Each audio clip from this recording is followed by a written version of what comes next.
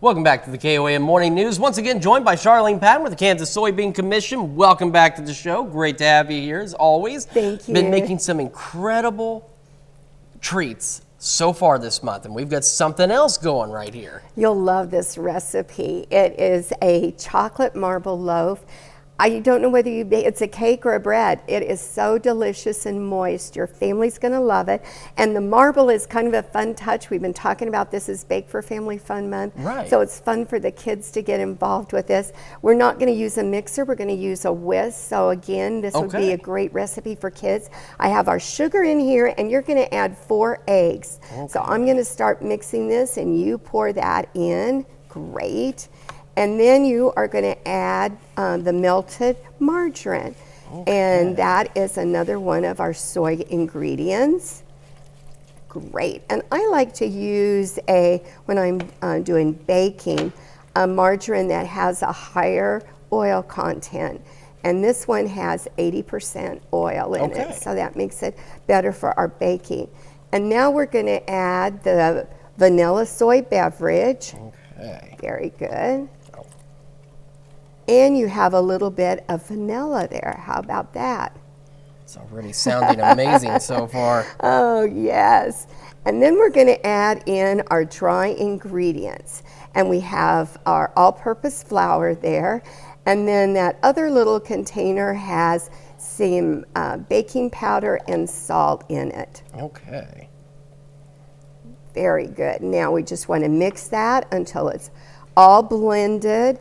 We don't want to over mix it, but you do want to mix it until you can't see any of the dry. I'm going to let you hold this up, and I'll talk about that, because our next step, this is 2 milk chocolate candy bars. Okay. And they would have soy lecithin in it, and I just took those and put them in the microwave to melt it a little bit.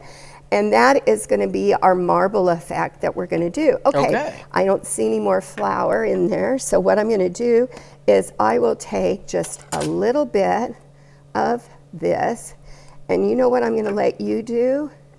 I am excited to find out.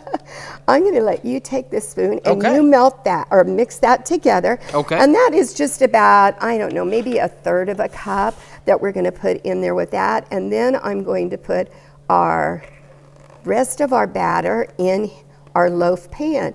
And with this loaf pan, Chris, I greased it, and then I also floured it a little bit. And that will help with the release of it when it comes out. So try that little tip. Be sure you shake the flour out really good. Because we don't want to have a lot of it in it. Now what I'm going to do, I'll take this from you, and then you have another utensil that you're going to use there. Is I'm just going to put dots on there. And one thing that I found when I'm making this recipe is that if you do the chocolate and melt it early, and then it starts to set up, go ahead and remelt it so that it's really liquidy. Ours is just set up just a little bit because we had done it ahead of time.